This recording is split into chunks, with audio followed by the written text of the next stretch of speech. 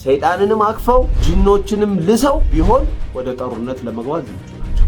የሱ ታሪካዊ ጠላት የሆነውን ኢሳያስ አፈወርቂንና ሰራዊቱን ወደ ሀገሩ ጋብዞ በሶስት አቅጣጫ ሜካናይዝድ ጦር ይዞ እንዲገባ አድርጓል። የትኛው ጠንቋይ ነው አሁን ሀገርን ትመራላችሁ፣ ስልጣንን ትይዛላችሁ፣ ንግዳችሁን ታስፋፋላችሁ፣ ወርቅ በኮንትሮባንድ ትሸጣላችሁ፣ ቀጣይ ዘመናችሁ የትኛው በሽበሽ ነው ብሎ የነገራችሁ? የትኛው ነብይ ነው? የትኛው ጠንቋይ ወይስ የትኛው መሪ ነው?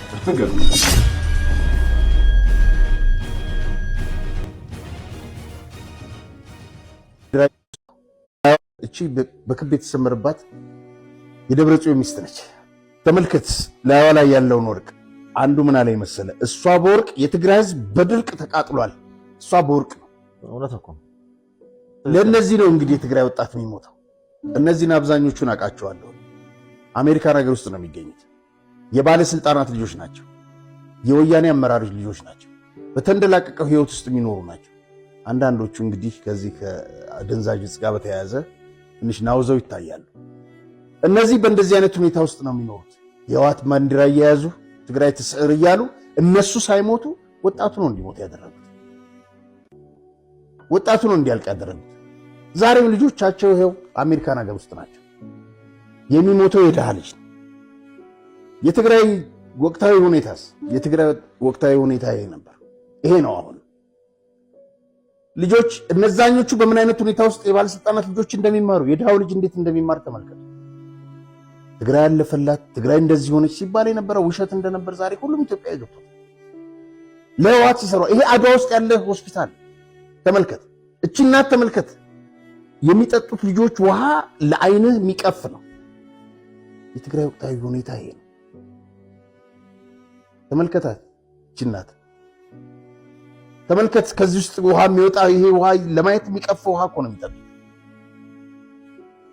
የነዛ ልጆች ግን የት እንዳሉ? ለምንድን ነው የሚሞተው የትግራይ ወጣት?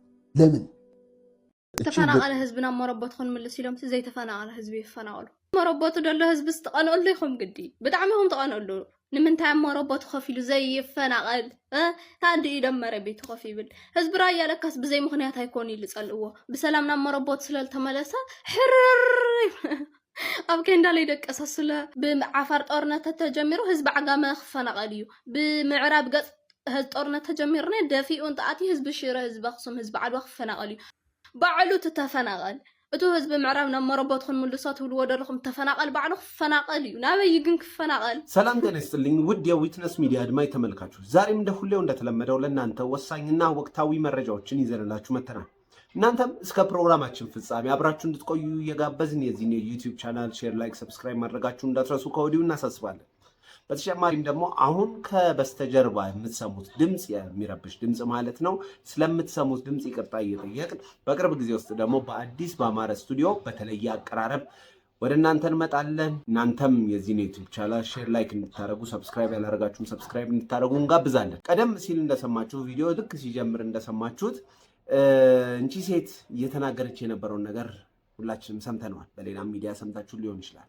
እንቺ ሴት እየተናገረች ያለችው እናንተ የትግራይ ህዝብ ተረጋግቶ ሲቀመጥ አትወዱም፣ ሰላሙ ሲጠበቅ አትወዱም፣ ሳይፈናቀል በአንድ ቦታ ላይ ረቅቶ እንዲኖር አትፈልጉም፣ ለራሳችሁ ጥቅም ስትሉ ታፈናቅሉታላችሁ እያለች የምትናገረው ንግግር ነው የሰማነው። ለምን ሲባል እናንተ ይህንን ነገር ትፈልጉታላችሁ። እናንተ በምዕራብ ችግር ፈጥራችሁ በምዕራብ ሰው እንዲፈናቀል ታደርጋላችሁ። በምስራቅ ሰው እንዲፈናቀል ችግር ውስጥ እንዲገባ ታደርጋላችሁ። በተለያየ ቦታ ላይ ተፈናቃይ እንዲበዛ ታደርጋላችሁ።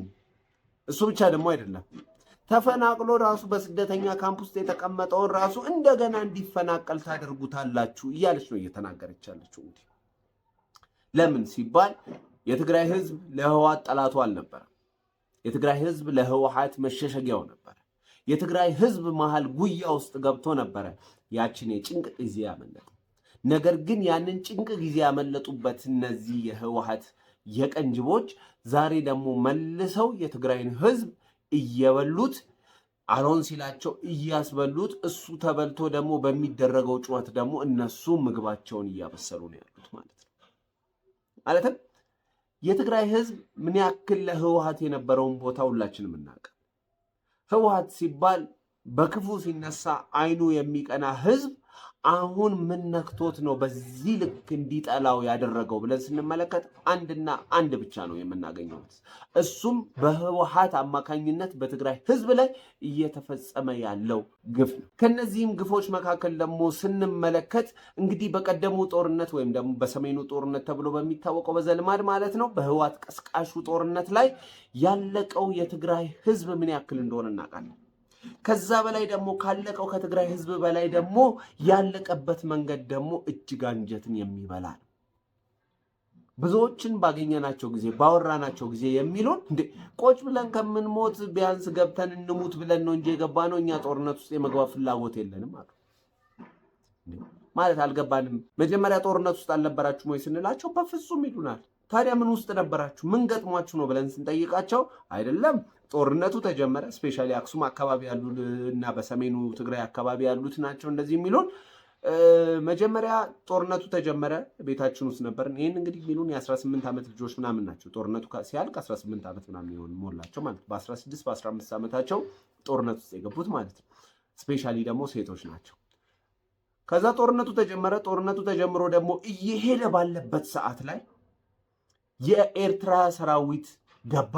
የኤርትራ ሰራዊት ሴቶቻችንን ሲደፍር፣ እናቶቻችንን ሲደፍር፣ አባቶቻችን ወንድሞቻችንን በአሰቃቂ መንገድ ሲገድ፣ ሴቶቻችንን ደፍሮ ልጃገረድን ደፍረው በብልቷ ውስጥ ስለትንና እንጨትን ቆሻሻን ነገር ሲከታየንና ቢያንስ ቁጭ ብለን ከመሞት ገብተን በጦርነት ውስጥ ወይ ለመትረፍ ወይም ደግሞ ለመሞት ገባን። ቢያንስ እዚህም ከተቀመጥን ሞት ነው፣ ቢያንስ ግን እዛ ጋር ላለመሞት እየታገልን እንሙት ብለን ወደ ጦርነት የገባ ነው። ስፔሻሊ በሰሜኑና በሰሜን ምዕራብ ትግራይ በኩል ያሉት የትግራይ ተወላጆች የደረሰባችሁ ግፍ ምንድን ነበረ?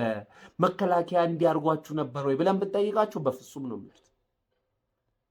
እኛን ያጠፋን፣ እኛን የጨፈጨፈን፣ እኛን የገደለን የኤርትራ ሰራዊት ነው ብለው ነው ፊት ለፊት የሚናገሩት።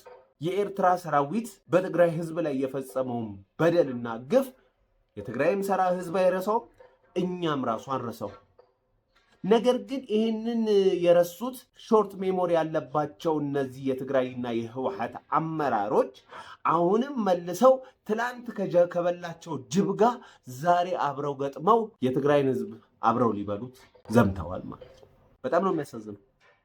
ሰሞነኛው ወሬ ሁላችንም እንደምናውቀው ኢሳያስ አፈወርቂ በቀይ ባህር አካባቢ ባዘጋጁት ፕሮግራም ላይ እንግዲህ የኢሳያስ አፈወርቂ ምልምሎች በመድረክ ላይ ሽለላ፣ ፉከራ፣ ቀረርቷቸውን ሲያሰሙ፣ ስድባቸውን ሲያሰሙ ሰምተናል። በእርግጥ በኤርትራ ህዝባዊ በዓል ላይ ስድብ ሳይሰማ ቀርቷል። ማንን ነው የሚሰድቡት ሲባል የኢትዮጵያን ህዝብ፣ ማንን ነው የሚሰድቡት ሲባል ኢትዮጵያን፣ ማንን ነው የሚሰድቡት ሲባል የኢትዮጵያ መንግስት ነው።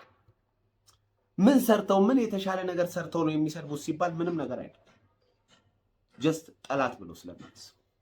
ለምንድን ነው ይህንን ህዝብና ይህንን መንግስት ይህንን ሀገር ጠላት ብለው ያሰቡበት ብለን ስንመለከት ደግሞ አንድና አንድ ነው። ስራ የማያውቀው ጦርነት የሚወደው እድሜውን እሱ ባረጀ ልክ ሀገሩን ያስረጀው ኢሳያስ አፈወርቂ ልማት የሚባል ስለማይወድ ስለማይፈልግ ነው። ኢሳያስ አፈወርቂ ከሳዑዲ ያገኛቸው እርዳታዎች በጠቅላላ ምንድናቸው ብለን ስንመለከት ሚሊተሪ ነው።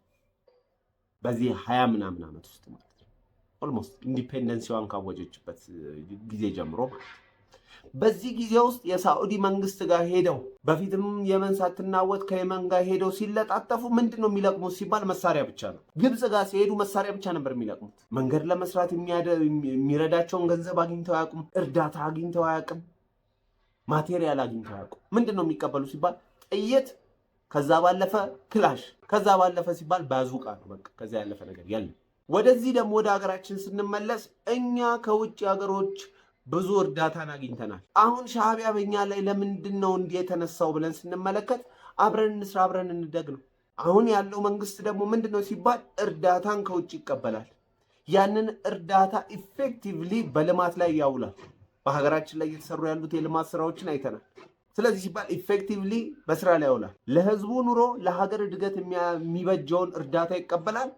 ሀገርን ደግሞ ከአደጋ ለመከላከል የሚበጀውን ደግሞ የጦር መሳሪያ ድጋፎችን ያገኛል።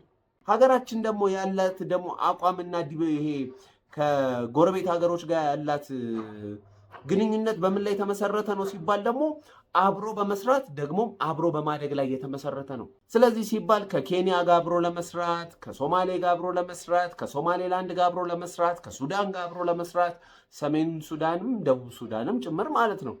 እንዲሁም ደግሞ ከኤርትራ ጋር በአዲስ መንገድ የተጀመረውን የስምምነት ደግሞ ስራ ወይም ደግሞ ስምምነትን በተመለከተ ደግሞ በአዲስ መልክ አብረን እንድናድግ የኤርትራም የኢትዮጵያም ጥቅም በተከበረበት አብረን ለመስራት እንጀምር ሲባል የኤርትራ መንግስት አይኑ ቀላ። ምክንያቱም ሲባል እሱ ስራ ሳይሆን የሚያውቀው እሱ የሚያውቀው ጦርነት ነው። በዚህ ምክንያት ተብሎ እንደገና ከኢትዮጵያ መንግስት ጋር ወደ ጸብ ተገባ። ወደ ጸብ የተገባበት ምክንያት ደግሞ ለምን የመጀመሪያው ለምን የፕሪቶሪያ ስምምነት ተፈረመን? ቀጥሎስ ብለን ስንመለከት አብረን እንዳንሰራ ወደቡን አልፈቅድም ማለቱ ነው። ኦኬ፣ ስለዚህ ችግር የለውም ተብሎ ሲተው ደግሞ ለምን የፕሪቶሪያ ስምምነት ተፈረመ? ለምን የትግራይን ህዝብ ለምን አልጨረስኩም ብሎ የተበሳጨው ኢሳያስ የትግራይ አመራሮችን የህወሓት አመራሮችን ይዞ አሁንም የትግራይን ህዝብ ወደ እሳት ውስጥ ሊከት እንቺ ስታድግ የማይወድላትን ሀገርን ኢትዮጵያን ደግሞ አይኑ የሚቀላባትን ኢትዮጵያን ደግሞ በተቻለው መጠን እንድጠፋ ለማድረግ ነው። ኤርትራ በዚህ ውስጥ ምን የምታጣው ነገር አለች ከተባለ ምንም የምታጣው ነገር የለም። ምክንያቱም ሲባል አንድ ነገር እኮ ለማጣት እኮ የሆነ ነገር ሊኖረን ይገባል። ኤርትራ የሆነ ነገር ታጣለች ለማለት የሆነ ነገር ሊኖራት ይገባል። ኤርትራ ምን አላት? ኢኮኖሚ የላትም፣ ያደገ ኢንፍራስትራክቸር የላትም፣ ጂዲፒዋ ዜሮ ነው። በዚህ የተነሳ ሲባል ወደ ጦርነት ብትገባ ያው በእርዳታ ጦርነት መሳሪያ ነው የምትገባው። ሀገሯም ቢወድም የወደመ ሀገር ነው። ስለዚህ ሲባል ጉዳይ አይደለም፣ ያው የሰው ነፍስ እዛ ድሮም አይቆጠርምና ማለት ነው። ግን በተዘዋዋሪ ማን ልትጎዳ ትችላለች ከተባለ ደግሞ ኢትዮጵያ ናት። ኢትዮጵያ ህዝቦቿ ይጎዳሉ። ስፔሻሊ የትግራይ ህዝብ ይጎዳል። የጀመረችው ልማት ወደኋላ ይቀራል። ስለዚህ ሲባል ይሄንን ነገር ቢያንስ እንኳን ከኛ ጋር አሰሪም ብለን ማስተጓጎል ቢከብደን ጦርነት መስርተን እናስተጓጉለው በማለት ነው እየሄደ ያለው። በዚህ ኤርትራ ከድሮም ጀምሮ ኢትዮጵያ ጠንካራ መንግስት ሲኖራት አትወድም። ስለዚህ ሲባል ይህን ጠንካራ መንግስት ተብሎ የሚታሰበውን አሁን ያለውን መንግስት ለመጣል ሰይጣንንም አክፈው ጂኖችንም ልሰው ቢሆን ወደ ጦርነት ለመግባት ዝግጁ ናቸው። የትግራይ የህወሓት አመራሮችም ይሄንኑ ነገር ደግሞ ስንመለከት አንድ አጋንንት የሰፈረባቸው ናቸው። ተመሳሳይ አጋንንት እነሱም የህዝባቸው ለቅሶ፣ የህዝባቸው ረሃብ፣ የህዝባቸው ጭንቀት፣ የህዝባቸው ምግብ ማጣት ግድ ሳይላቸው ህዝባቸው ላይ የደረሰው ትላንት በአስመራ ኃይል የደረሰባቸውን መከራና ግፍ ከቁብ ሳይቆጥሩት አሁንም ከአስመራው መንግስት ጋር ቂጥ ለቂጥ ገጥመው አሁንም የትግራይን ህዝብ ለማስለቀስ ወስኖ ጀምረዋል። ይህ የህዝቡ ለቅሶና የህዝቡ ጭንቀት፣ የህዝቡ ረሃብና የህዝቡ ሞት ግድ የማይለው ይሄ የቀንጅብ የሆነው ህወሓት አሁንም የሱ ታሪካዊ ጠላት የሆነችውን ኤርትራን የሱ ታሪካዊ ጠላት የሆነውን ኢሳያስ አፈወርቂንና ሰራዊቱን ወደ ሀገሩ ጋብዞ በሶስት አቅጣጫ ሜካናይዝድ ጦር ይዞ እንዲገባ አድርጓል። እንደሚባለውም ከሆነ ደግሞ በዚች 1 ወር 15 ቀን በማይሞላ ጊዜ ውስጥ ጦርነትን ሊጀምር እንደተዘጋጀ ሁላችንም ተረድተናል። ይታያችሁ ይሄን ያክል ሁሉ እነዚህ የህወሓት አመራሮች ሲያደርግ የፌዴራል መንግስቱ በታላቅ ትዕግስት ነው ያለው። በታላቅ ትዕግስት ማለት በዚህ ሳምንትም አይሞላም ጦርነት ሲጀምር በቃ ፕሪዲክት ማድረግ ይቻላል። አስመራ ይሄን ያክል ለምንድን ነው ትግራይ ውስጥ ገብቶ የኢትዮጵያ ድንበር ውስጥ አልፎ በትግራይ መሬት ላይ ጦርነትን ለማድረግ የፈለገው ብለን ስንመለከት ዋናና ዋና ዓላማው ትግራይን የመርዳት አይደለም። ዋናና ዋና ዓላማው እንደ ዋና ዓላማ ማለት ነው የፌዴራል መንግስቱን ለመጣል አይደለም፣ እንደማይጥል ያውቃል። ቢያንስ ዋናና ዋና ዓላማው የሱ ታሪካዊ ጠላት የሆነውን ትግራይን ህዝቡን ለኔ ጣጥፌ ነው ብሎ የሚያስበውን ደግሞ ህወሓትን ለአንዴና ለመጨረሻ ጊዜ ያንን የትግራይ መሬት ላይ ጦርነት በማድረግ እርሱን የጦር አውድማ ላይ በመጣል ለማጥፋት በቃ ቢያንስ በታሪክ ጠላቴ የተባለውን አካል ላጥፋ ብሎ ነው የተነሳ። እነሱ ደግሞ ምን አገባቸው? እነሱ ብራቸውም በኮንትሮባንድ መንገድ በሚሰሩት ወርቅ ብራቸውን ያጋብሱ እንጂ የትግራይ ህዝብ ተራ ሞተ፣ ተሰቀለ፣ ተቀበረ፣ ተነሳ ዶንኬ ምን ያክል አይምሯቸው እንደደነዘዘ የምንረዳው በምንድን ነው ብለን ስንመለከት ይህን ጦርነት ህወሓቶች እንደማያሸንፉት ያውቃል። ይህ ጦርነት እንደ በቀደመው ጦርነት አይደለም፣ እንዳለፈው ጦርነት አይደለም። ብራዘር ሻዕቢያም ይሁን ህወሓትም ይሁን የአሁኑ ጦርነት በእጅ ጨበጣ በመግባት አይደለም። የአሁኑ ጦርነት በክላሽና በምናምን አይደለም። የአሁኑ ጦርነት በጥቃቅን ድሮኖች ነው። እናንተ ምድር ላይ ስትርመሰመሱ ከላይ የሚዘንቡባችሁ ድሮኖች ናቸው። ለእናንተ ጀት ማንቀሳቀስ ማያስፈልግ። ህወሓትን በሉት ሻዕቢያ ወታደሮች በምድረ በዳ ላይ ነው የሚቀሩት። ተጋዳላይ ገብሩ እንደዚህ አሉ። አሁን በያዝነው አካሄድ አሉ እንኳን ወልቃይትንና ራያን አይደለም አሉ አድዋንና መቀሌን እንዳናጣ ፈራለሁ አለ። ምክንያቱም ሲባል የሻዕቢያ አካሄድ ገብቶታል። ለዚህ ነው አለ ሻዕቢያ የተራበ ጅብ ነው ብሎ ነው የተናገረው። ለራሱም ለኛም አይሆንም ነው ያሉት። ባጭሩ ምን ማለታቸው ነው? አሁን በምንቆሰቁሰው ጦርነት ራያን ወልቃይትን ለመያዝ ብለን በምንሄደው ጦርነት ላይ እሱን መያዝ አይደለም ያለንን የኛም ብርታችን ብለን የምንጠራውን አድዋንም መቀሌንም ያሳጣናል። ምክንያቱም ሲባል ሻዕቢያ የተራበ ጅብ ደግሞ ምንድነው ስራው ሲባል የማይነከስ ነገር ነው የሚነክሰው፣ ቀንድም ይነክሳል። በዛ ሰዓት ለራሱም ለኛም አይሆንም፣ እኛን ማስጠፍቶ ራሱም ይጠፋል ነው እያለ ያለው። አውቆታል። የፌዴራል መንግስቱ ዋንስ ጦርነት ከጀመረ እንዴት እንደሚጨርሰው አውቆታል። ባጭሩ ለህወሓትም ብቻ ሳይሆን ለትግራይ ህዝብ ምን ያክል የሚያሰጋ ጅብ እንደሆነ አስመራውን ኃይል፣ የሻዕቢያውን ኃይል፣ የኢሳያስን ኃይል ተረድቶታል ማለት ነው። እነዚህ እንኳን የጦር አመራሮች እንደዚህ ብለው እየተናገሩ በበፊቱ ላይ በደንብ ሲያዋጉ የነበሩት አሁን ላይ ፈርተው እንደዚህ እየተናገሩ አይ እኛን ሰማ። የትኛው ጠንቋይ ነው የነገራችሁ? ግን የትኛው ጠንቋይ ነው አሁን ሀገርን ትመራላችሁ፣ ስልጣንን ትይዛላችሁ፣ ንግዳችሁን ታስፋፋላችሁ፣ ወርቅ በኮንትሮባንድ ትሸጣላችሁ፣ ቀጣይ ዘመናችሁ የትኛው በሽበሽ ነው ብሎ የነገራችሁ? የትኛው ነብይ ነው? የትኛው ጠንቋይ ነው? ወይስ የትኛው መሪ ጌታ ነው? ነገሩ ሰው በዚህ ልክ በቅዠትና በህልም ውስጥ ይኖራል እንዴ? ሰው የዛሬ 2 ዓመትና 2 ዓመት ከምናምን 3 ዓመት ውስጥ የደረሰበት ነገር እንኳን አያስተምረውም እንዴ? የባህር ድንጋይ ጥቁር ድንጋይ ሆናችሁብን እኮ። የወንዝ ድንጋይ ውሃ እንኳን ሊገባው አይደለም ጥይት የማይገባው መብረቅ የማይፈልጠው ድንጋይ ሆናችሁ። እናንተ ዓላማችሁ ገብሩ እንደተናገረው ህዝቡንም አስበልታችሁ ራሳችሁም ተበልታችሁ ለመቅረት። በጣም ቀላል ጦርነቱ፣ በጣም ቀላል ከተጀመረ በጣም ቀላል ነው። ከህዝቡ ነጥሎ እናንተን መምታት ቀላል ነው። ምክንያቱም ሲባል እንደ ድሮ የሆነ ትልቅ ጀት አያሳድደም። እንቺን የምታክል ድሮን ናት የምታፈነዳ። ቲ ምናምን የሚባለውን ታንክን እዛው የሚያጋይልክ እንቺን የምታክል ድሮን ናት። እጄን የምታክል ድሮን ቦምብ ይዛ መታ ነው የምትወድቀት። $1000 የማትሞላ ድሮን ማለት ነው። በዚህ ደግሞ አያበቃ። በረሃብ ላይ ያለውን ህዝብ፣ በእጦት ላይ ያለውን ህዝብ፣ ስፍራ በማጣት ተፈናቅሎ ያለውን ህዝብ ተመልሰው መጥተው የሚበላው የሌለውን፣ ስለዚህ አሁን ጦርነት ልንጀምር ነውና ምግብ አዋጡ፣ እህል አዋጡ፣ ለሰራዊት የሚሆን ስንቅ አዋጡ እያሉ ወጥረው ይዟል። እሱም ብቻ ደግሞ በዚህ መቼ ያበቃና እንዴ ልጆቻችሁን አምጡ ጦርነት ልንገባ ነው ብለው እንደገና ትላንት እግሮቻቸውን ያስቆረጧቸውን ልጆቻቸው፣ ትላንት አንድን እናት ብቻዋን ያስቀሩት 7 ልጆቿን ገለውባት ያ ጦርነት ሳያልፍና ሳያበቃ አሁን እንደ አዲስ ወደዛ ነገር ለመግባት ልጆቻችሁን አምጡ ይላሉ። የትኛው ልጆቻቸውን ማስገድላችሁ ጨርሳቸዋል። ልጆቻቸው ወይ 2 እግር የላቸውም፣ ወይ 1 እጅ የላቸውም፣ ወይ ዓይንና ጆሮ የላቸውም። ብቻ ብዙ ነገር ሆኗል እኮ ነው። ወይስ አዲስ የተወለዱ በዚህ አሁን 3 ዓመት አይደል ጦርነቱ ይቆማል? 3 ዓመት የሞላቸውን ህፃናትን ለጦር ልታሰማሩ ነው እንዴ?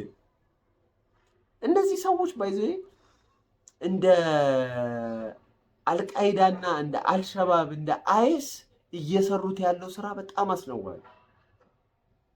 ግራ የሚገባኝ እነዚህን ህፃናት አሁን ውለዱ ከተባሉ 3 ዓመት ነው የሚሆኑት። እንግዲህ አሁን ጦርነቱ ሲቆም ተወለደ ከተባለ እነዚህን የ3 ዓመት ልጆችን ቦምብ እዚህ ውስጥ አስታጥቃችሁ ሰራዊቱ ማል እየከተታችሁ ልታፈነዷቸው ነው? የሚዋጋ ከወታደርና ወጣት እኮ የላችሁ። አርሚዎቻችሁ እኮ ብዙዎች እኮ እያፈነገጡ እኛ ጦርነት አንፈልግም እያሉ እየወጡ ነው። አንድ አርሚ 1000 ምናምን ወታደር አለ ይባላል። ያ አርሚ ውስጥ ደግሞ ያሉት ከግማሽ በላይ ለቀው እየወጡ ነው እኮ። እየሰማን ነው ዜና። የትግራይ ህዝብ አንድ ነገር ማወቅ መቻል አለበት። ይሄ በሆዱ ውስጥ ሆኖ በልቶ የማይጠግበውን ይሄ የጅብ ጽንስ ከላያችሁ ላይ ልታባሩት ይገባል። እድሜ ልካችሁን እያለቀሳችሁ እድሜ ልካችሁን በጥይት ጥላ ስር እንድትሄዱ የሚያደርጋችሁን ኃይል ከላያችሁ ላይ ልታባርሩት ይገባል። ጭር ሲል አልወድም የሚል ዘፈን የሚሰማን ኃይል ከላያችሁ ልታባርሩት ይገባል። ጥይት ካልተተኮሰ ጥይት ጸጥ ካለ ጭር ሲልን ያልወድም እያለ ጦርነትን የሚቀሰቅሰውን ኃይል ከላያችሁ ላይ ልታባርሩት ይገባል። ይህንን መረጃ ለእናንተ ልናደርስ የመጣ ነው። ለዚህ ነው እንግዲህ የትግራይ ህዝብ ወዶ እንዳልሆነ ያለበት መከራ እጅግ ከባድ እንደሆነ እንድትረዱ ይህንን መረጃ ለእናንተ ይዘንላችሁ መጥተናል። መላው ኢትዮጵያውያን አብሯችሁ ያሉትን የትግራይ ልጆች የትግራይ ተወላጆችን ወደ ራሳችሁ አቅርባችሁ በችግራቸው ደርሳችሁ ትላንት ስታደርጉት እንደነበረው አሁንም እንድታደርጉ ነገር ግን የህወሓትን ኃይል አብራችሁ ሆናችሁ እንድትቃወሙ እናሳስባለን። እስከ ፕሮግራማችን ፍጻሜ አብራችሁን ስለቆያችሁ እያመሰገን እስከ ፍጻሜ ከቆያችሁ ደግሞ የዚህ ቪዲዮ ደግሞ ሼር እንድታደርጉ እንጋብዛለን። በቀጣዩ መረጃ እስክንገናኝ ቸርን ሰንብት።